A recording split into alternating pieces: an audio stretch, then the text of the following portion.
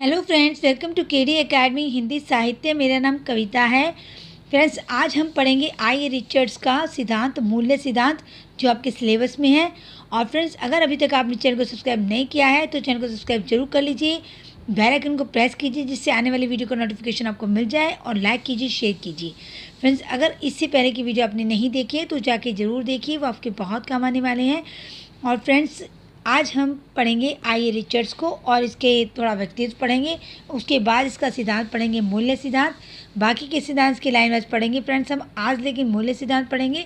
चलिए शुरू करते हैं। पहले इसका व्यक्तित्व पढ़ते हैं। जो ये आई रिचर्ड्स है, इनका पूरा नाम है ईवर आर्मस्ट्रॉन्ग रिचर्ड्स। क्या नाम है फ्रेंड्स? ईवर आर्मस्ट्रॉन्ग रिचर्ड्स, जिनका जन्म 26 फरवरी 1893 में हुआ और मृत्यु उनकी 7 सितंबर 1979 में हुई। ये जीवन भर आलोचना शास्त्र को व्यवस्थित रूप में देने में प्रयासरत रहे। कॉलेज के बाद वे ही ऐसे समीक्षक हैं जिन्होंने आलोचना दृष्टि में बहुत कुछ नया जोड़ा है। C.K. आमडेन और जेम्स वुड के साथ सहयोगी लेखन। C.K. आमडेन और जेम्स वुड के साथ इन्होंने मिलकर क्या लिखी है फ्रेंड्स?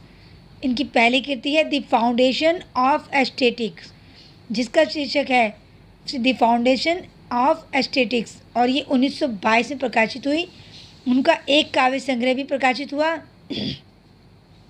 किंतु वे शीघ्र ही काव्य सृजन की भूमि को छोड़कर आलोचना की ओर मुड़ गए और पूरी आधी शताब्दी तक उसी भूमि पर सक्रिय रहे। उन्होंने लगभग 12 ग्रंथ लिखे। उनके ग्रंथों के नाम है फ्रेंड्स, ये नोट कर लेना। ये सारे के सारे कहाँ, मैं आपको बता देती हूँ। ये सारे के सारे आई रिचर्ड्स के ग्रंथ हैं। इनको अच्छे से याद कर लो, रट लो, क्योंकि पूछे जाते हैं फ्रेंड्स ये। तो सबसे पहले देख लीजिए जिनमें इनके 12 ग्रंथ है। बियोड 1974 में आया। रिचर्ड्स की प्रसिद्धि का आधार ग्रंथ प्रिंसिपल्स ऑफ लिटरेरी क्रिटिसिज्म को कहा जा सकता है। उनकी जो पुस्तक विद्वानों के बीच बहुचर्चित रही वे हैं कॉलेज ऑन इमेजिनेशन 1934। रिचर्ड्स को लेकर विशेष बात यह भी है कि उनकी आलोचना का क्षेत्र विषय वैविध्य की दृष्टि से व्यापक रहा है, जैसे Mencius of the mind 1931, experiments in multiple definition 1932, basic rules of reason 1933, the philosophy of rhetoric 1936, interpretation in teaching 1938, the speculative instruments 1955, poetries their media and ends 1973, how to read a page, practical criticism, science and poetry. ये सारे ग्रंथ इनके हैं। 12 ग्रंथ हैं friends, और आई Richards के हैं। आई रिचर्ड्स के समय में विज्ञान का जो बहुत महत्व था और वो इसी पर ज़्यादा ध्यान देते थे। कविता के लिए मानव सभ्यता के अंतर्गत अब जो विज्ञान का स्थान है वो टॉमस लव पीकॉक ने बताया उसके बारे में।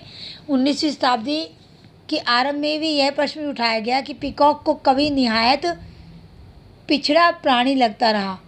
पीकॉक को क्या लगा? कवि निहायत पिछड़ा प्राणी लगा। शैली ने अपने विचार परक निबंध द डिफेंस ऑफ पोएट्री में पीकॉक के मत का खंडन किया, किंतु यह सच नहीं था कि भौतिकवादी दर्शन और विज्ञान की अद्भुत प्रगति के साथ कविता की सार्थकता और उपयोगिता को लेकर संशय बढ़ता ही जा रहा था। रिचर्ड्स ने इसी संशय को मिटाने के लिए अपने आलोचना शास्त्र का निर्माण किया।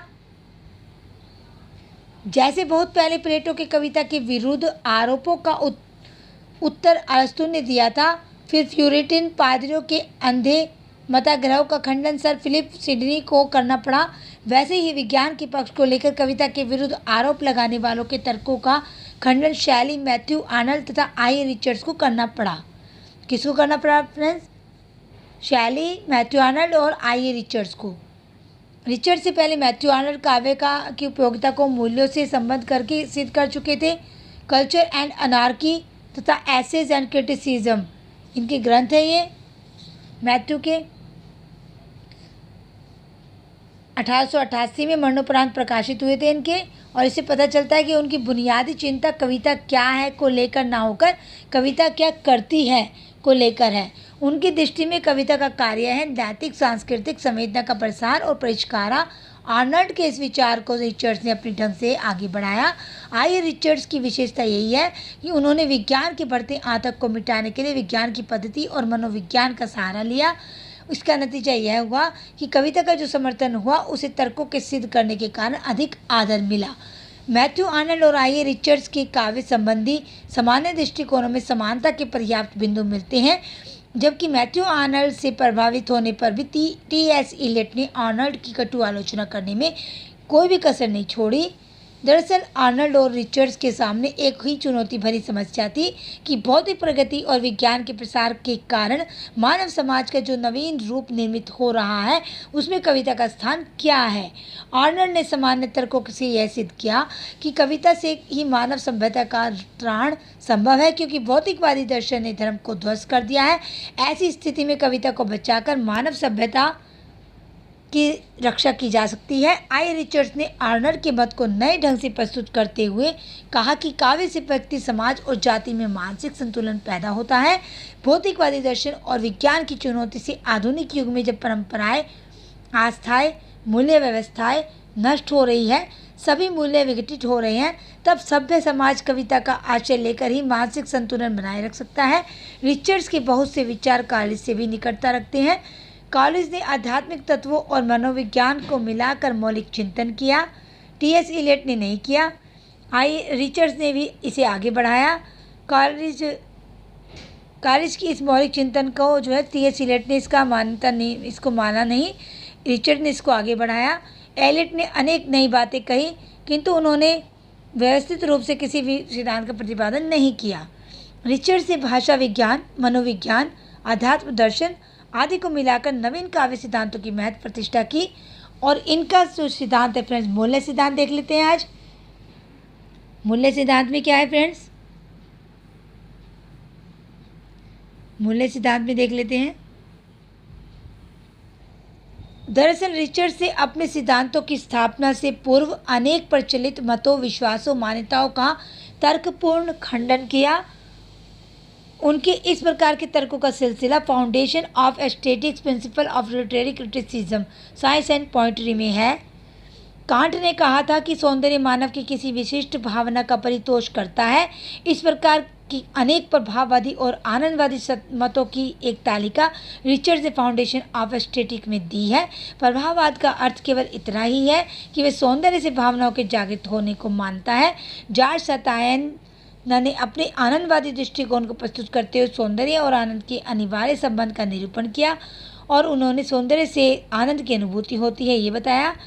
सतायना के इस मत का खंडन करते हुए रिचर्ड्स ने कहा कि सभी आनंद मूलक भावनाओं का संबंध सौंदर्य से नहीं होता। फिर एक विशेष प्रकार के आनंद का रूप, स्वरूप और स्वभाव ना तो अभी तक निर्धारित किया जा सका है, ना उसके निर्धारण की कोई उम्मीद ही नजर आती है।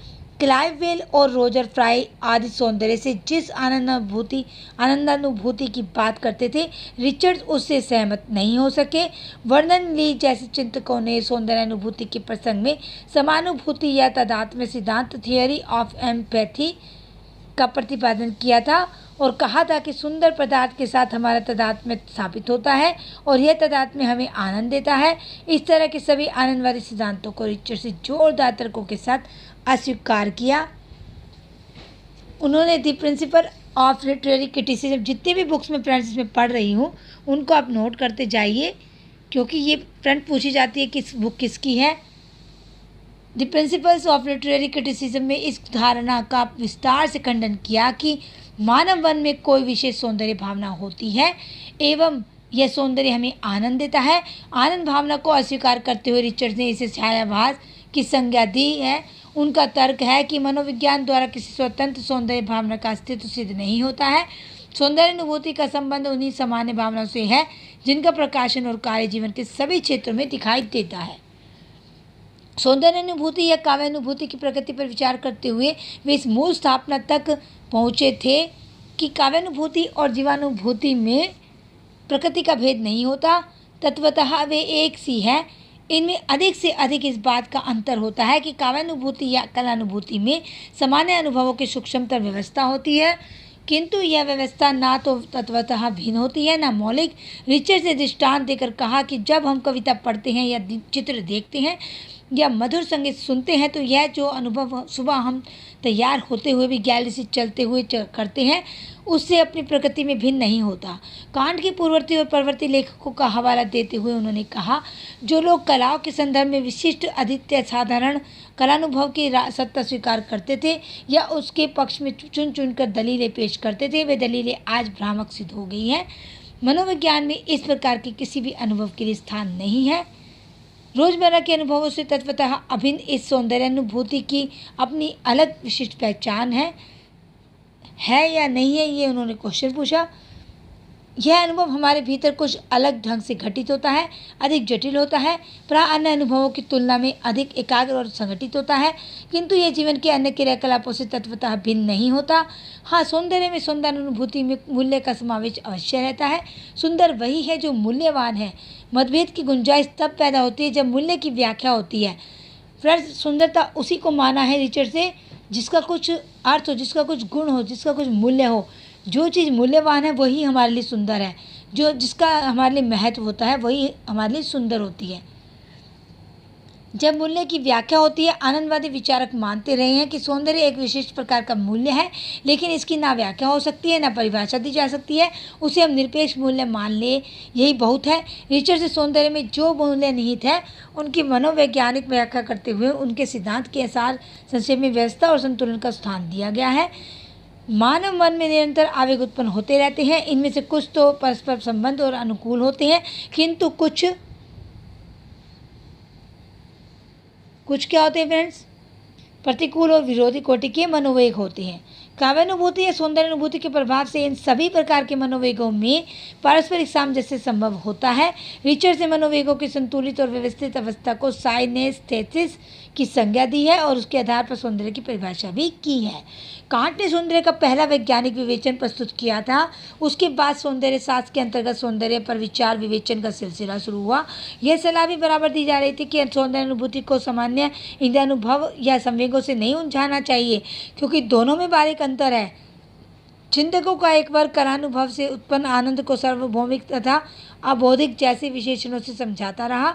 नतीजा यह हुआ कि कलानुभूति या सौंदर्यानुभूति को विशिष्ट और अद्वितीय भाव दशा मानने की परंपरा ही चल पड़ी। पूरी शक्ति से रिचर्ड से इस अद्वितीयवादी परंपरा का खंडन किया। सौंदर्यानुभूति को सामान्य जीवनभूति की कोटि में रखते हुए रिचर्ड ने उसकी मनोवैज्ञानिक व्याख्या करते हुए कहा, साइनेस्थेसिस अर्थात हमारे मनोवेगों के संतुलन और सामंजस्य में विशेष बात यही है कि हमारे सभी आवेग अपनी प्रकृति से सामंजस्यपूर्ण नहीं होते। विरोधी आवेगों में टकराहट या संघर्ष होता ही रहता है। साइनेस्थेसिस की स्थिति शक्ति से संचालित इस निर्व्यक्तिकता या निस्संगता के अनुभव में पाठक की अधिकाधिक रुचियों एकाग्र भाव से शामिल रहती है और संपूर्ण व्यक्तित्व में सक्रियता आ जाती है। प्रिंसिपल ऑफ लिटरेरी क्रिटिसिज्म में रिचर्ड ने साइनेसिस के स्थान पर सिस्थेसिस शब्द का प्रयोग किया। तो साइनेसिस के स्थान पर रिचर्ड ने कौन सा शब्द प्रयोग किया? सिस्थेसिस। इस पूरे व्यापार को पाठकीय प्रक्रिया का संदर्भ दिया। उन्होंने यह सिद्धांत विकसित किया कि कविता का उद्देश्य है मानव की अधिकाधिक वृत्तियों को परितोष प्रदान करते हुए उनमें संतुलन तथा सामंजस्य स्थापित करना। उन्होंने इसको समझाने के लिए इनको दो वर्गों में बांटा। अनुकूल ऐषणा, इन वृत्तियों को जो है दो भागों में बांटा। कौन कौन सी? पहले ये अनुकूल ऐषणा और दूसरी प्रतिकूल ऐषणा। पहली क्या है? ये दो भागों में बांटा वृत्तियों को, एक तो अनुकूल ऐषणा और दूसरी प्रतिकूल ऐषणा। ऐसी कोई भी वस्तु या व्यापार जो किसी, नेक्स्ट पेज ले लेते फ्रेंड्स, वृत्ति को परितोष या संतोष प्रदान करती है, मूल्यवान होती है, लेकिन उसकी मूल्यवता के मूल्यांकन का आधार यह होता है कि वह अपने समान या अपने से महत्वपूर्ण किसी वृत्ति में विक्षोभ पैदा ना करे। क्योंकि इन्हीं वृत्तियों की परितोष प्रक्रिया में कुछ तो तोष और कुछ में शोभ उत्पन्न होता है। इसलिए उत्तमोत्तम संतुलन वही है जो मानवीय संभावनाओं की कम से कम क्षति करे। वास्तव में यह संतुलन सामंजस्य भी दो रूपों में घटित होता है, एक तो अपवर्जन और दूसरा समावेशन। क्या है फ्रेंड्स? एक तो अपवर्जन, दूसरा समावेशन। ये भी दो भागों में विभाजित होता है। इसी को आधार बनाकर उन्होंने कविता के दो रूप किए, एक तो अपवर्जी या बहिवर्षी कविता और दूसरी समावेशी या अंतर्वेशी कविता। ये सारे इसमें आ जाएंगे फ्रेंड्स जो मैंने अंडरलाइन किया है। अपवर्जी कविता में घटित होने वाले सामंजस्य या सामरस्य या सामंजस्य में परस्पर विरोधी भावों के निषेध से सामरस्य सीधा सरल होता है। समावेशी काव्य में सामंजस्य का प्रभाव सघन एकाग्र किंतु जटिल होता है, क्योंकि उसमें अधिक विरोधी भावों के स्वीकार और द्वंद्वात्मक भावों की परिहार की सामर्थ्य होती है। अपर्जी को रिचर्ड्स कला में ऊंचा स्थान नहीं देते हैं, किंतु समावेशी काव्य की महत्ता को वे बार बार स्वीकार करते हैं। फिर रिचर्ड्स कभी भी जॉर्ज सतायना की भांति उदात्त और सुंदर के भेद को नहीं मानते। नई समीक्षा के सिद्धांतकार जॉन कॉन रैनसम ने रिचर्ड्स के संतुलन सामंजस्य सिद्धांत का विरोध करते हुए कहा कि यदि संतुलन सामंजस्य सिद्धांत को स्वीकार कर लिया जाए तो आलोचना कर्म के सभी प्रयास अपना अर्थ खोते दिखाई देंगे। समावेशी काव्य की कसौटी है उसमें अंतर्निहित विडंबना का तत्व और मूल्य सिद्धांत चिंतन में रिचर्ड्स बार बार यही कहते हैं कि कविता के श्रेष्ठतम रूप का लक्षण विडंबना ही है। रचना में परस्पर विरोधी आवेगों संवेगों भावों को एकत्र करते हुए एकाग्र करने का कार्य भी विडंबना के द्वारा ही होता है। रिचर्ड्स जिसे विडंबना कहते हैं उसे टी.एच. एलियट ने विदग्ध या वैदग्ध्य कहा है। वैदग्ध्य का कार्य भी रचना कर्म में आंतरिक संतुलन स्थापित करना ही है, किंतु एलियट से रिचर्ड्स के विचार की भिन्नता इस बात में है कि आंतरिक संतुलन को कविता की पूरी संरचना में व्याप्त न मानकर कविता के प्रभाव में मानते हैं।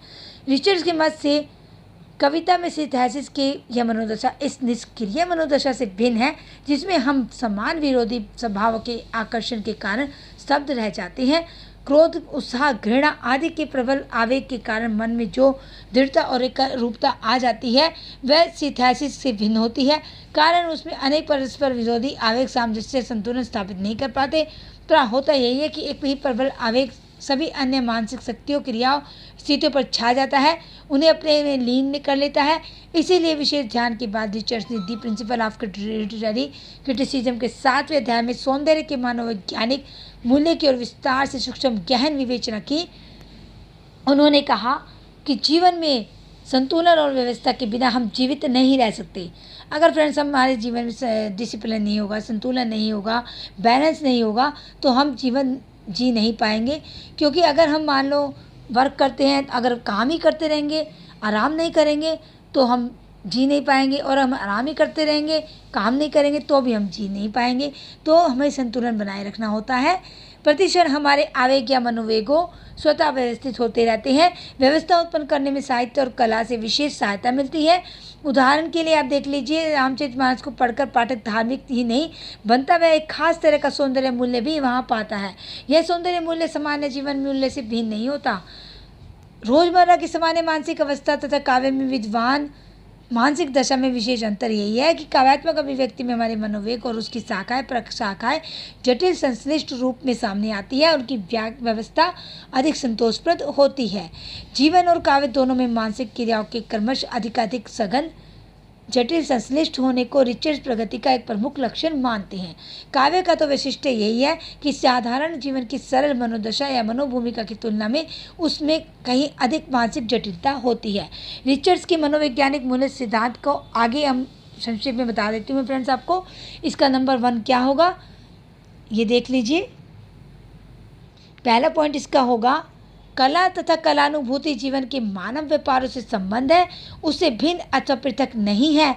काव्यानुभूति या काव्यानुभूति जीवानुभूति का पर्याय है। दूसरा इसका पॉइंट बैठेगा, मूल्यवान सिद्धांत के लिए ही मैं बता रही हूँ, मैंने पहले आपको डिटेल में बताया, फिर इसका सार रूप बता देती हूँ आपको। मानव की संतुलन और व्यवस्था की मूल चिंता कविता या कला के संप्रेक्षण की रही है। काव्य संप्रेक्षण से उत्पन्न काव्य प्रभाव और उसके आधार पर मूल्य निर्धारण। वे काव्यानुभूति की आनंदानुभूति नहीं मानते। हिंदी आलोचना में रिचर्ड्स के इस मत को सीधा समर्थन आचार्य किसने करा? रामचंद्र शुक्ल ने अपनी रस मीमांसा के निबंधों में दिया है। इसका उन्होंने वे रसानुभूति या काव्यानुभूति को आनंदानुभूति का पर्याय नहीं मानते। रिचर्ड्स के समकालीन कवि आलोचक टी.एस. एलियट ने उनके मूल सिद्धांत का विरोध the news of poetry and the use of criticism the modern mind में किया। किसमें किया? इन सभी किताबों में जो मैंने बताया आपको, the use of poetry and the use of criticism the modern mind. Eliot ने स्पष्ट कहा कि मैं इस प्रकार के किसी सिद्धांत को स्वीकार नहीं कर सकता जो शुद्ध व्यक्तिक मनोविज्ञान की नींव पर टिका है।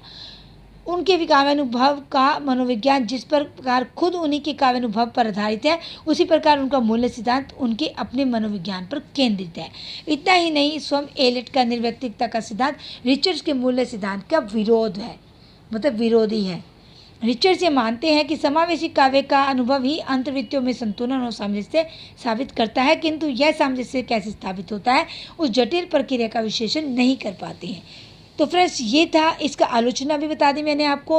आई रिचर्ड्स का जो मूल्य सिद्धांत है मैंने बता दें, बाकी आप इसको डिटेल में PDF में पढ़ लेना, मैं आपको PDF दे दूँगी।